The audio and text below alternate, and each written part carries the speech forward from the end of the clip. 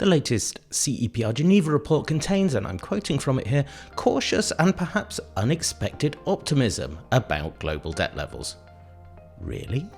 Well, despite COVID public borrowing, inflation worries and an ageing global population, should we learn not to fret about debt?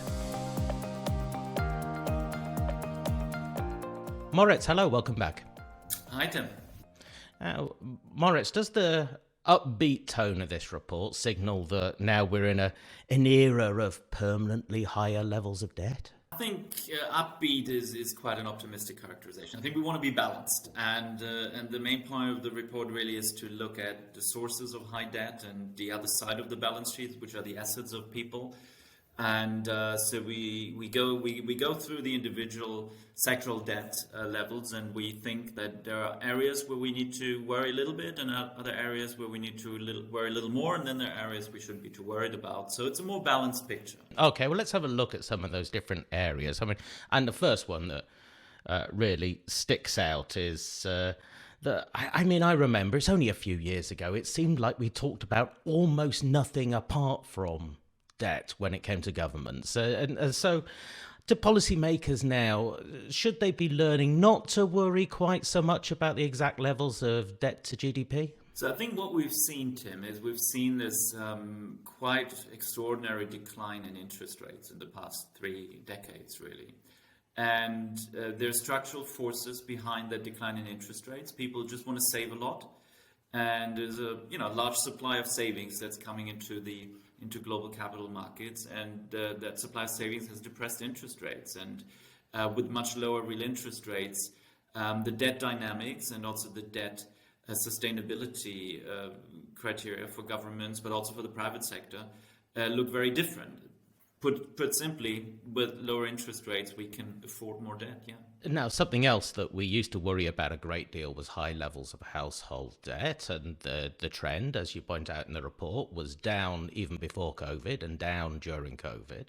So they pay down a lot of that debt now, but as you also point out, we would expect them to be consuming more. Why are they not? Does this matter? Right, as you say, the households have paid down quite some debt, and also it's right to be worried about household debt in principle, because that is really what drags down economies when household debt is too high, and people really tighten the belt and save more to pay down debt. Why they're not consuming more? Well, partly because they couldn't during the pandemic because we were at home. And we could stream a lot of movies and things like that, but we couldn't really go out, and partly we're doing that now, and that is also causing issues because we all start at the same time to consume quite a lot again. But it is true that given where our the wealth position of households is, we can probably be quite optimistic about consumption going forward. Yeah. One thing that we've talked a few times about on Vox Talks is zombie firms. This is a more recent worry. Indebted zombie firms going nowhere, carrying a lot of debt. Do you think that they are a risk to stability? We're quite explicit on this point in the report, and we don't fear zombies. We are not out there running away from these roaming corporate beasts. For 2 reasons. The one is that really that the zombification is a phenomenon that is quite tightly linked to bad bankruptcy regimes and forbearance by supervisors and regulators. And generally speaking, that's not something we're particularly worried about in the EU and in the advanced economies and in the US.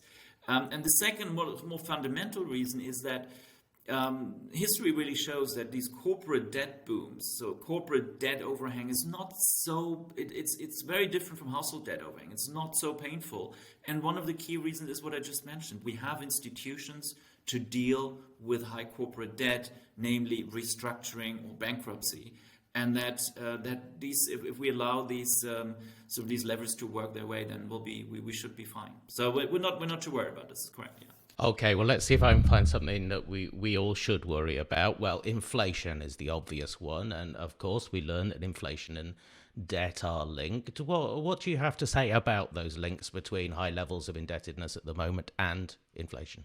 Well, I mean, first of all, for debtors, that surprisingly high level of inflation that we have right now is a good thing, right? Because it reduces the real debt burden. So it's not so great for creditors. It's a risk that creditors always face in sort of contracts in debt markets. So I think since we wrote the report, certainly the inflation debate has shifted. And we've seen much more of sort of supply bottlenecks joined with energy price surges and obviously geopolitical factors at work that have changed the inflation picture. I think overall, the report still paints a picture, and I think there are good reasons that a lot of what we're seeing right now is sort of really like the coincidence of bad luck, many things coming together at the same time. And the big if is central banks will keep sort of a lid on inflation expectations going forward. It will hurt. We're all a little bit poorer in a way because we have to pay more for gas and other energy. But if inflation expectations do not move too much, then I think we're still a little bit in the camp that things will come back, will normalize gradually over the course of the next year or two. But this being said, I mean, with things going on in the world right now, obviously it's very hard to make predictions about energy prices going forward, about supply chains, about financial stability even. So I think, the markets should probably price in a decent risk premium for these things, and they're doing this as we speak. Yes, of course. It strikes me that the story that we've been telling so far is very much an advanced economy story. That's not the full story, of course, nor is it the full story in the report. How different are things for emerging economies? Right, it's really in the emerging world that we see most risks in the sense that households in emerging economies have levered up in the past decade, but especially corporates have increased debt quite a lot. So there is the potential for depending on how quickly we manage to overcome both COVID and geopolitical questions that are hanging over the world economy right now, there is a risk that these debt issues will materialize and will become more problematic in emerging markets. The big, the proverbial elephant in the room really is China. China has witnessed a debt boom of historic proportions in the last decade. It's quite literally off the charts in terms of how much debt to GDP has risen in China in a very short period of time. And I think it's safe to say that it's even for very smart Chinese bankers and bureaucrats, it is almost impossible to allocate so much capital in such a short time in an efficient way. And so if this was a normal country, all the early warning systems for a major financial crisis would flash red and hot, and we're still not coming away saying there will be a hot crisis. And why is that? I think that's an important question. We think the typical financial crisis scenario where you have everyone exiting, getting worried about the outlook and running through the same door, and you have the panic dynamics, and then the door isn't large enough, so people get stuck, and and asset prices fall, and that all sort of reinforces the panic even more, and more people run through the door. That's unlikely to develop for the very simple reason that in China the extent of government control over both sides of the financial system, both as a lender and a borrower, is so pervasive.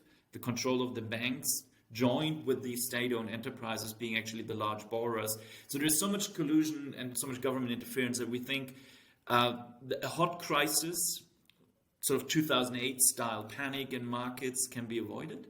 What China will not be able to avoid most likely is a significant a drag slowdown of growth, because that hangover will have to be cured, and that will take time. Yes, one of your chapters is called "Why China's Debt is Different." To finish up here, looking ahead, there are also looming crises that we know about: the green transition, an aging population.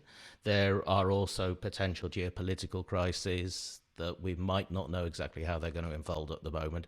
Could it be that the tone of your report, which is very much a don't panic tone for the majority of the report, could it maybe seem a little bit optimistic in a few years' time? Could it turn out to be a little bit optimistic in a few years' time?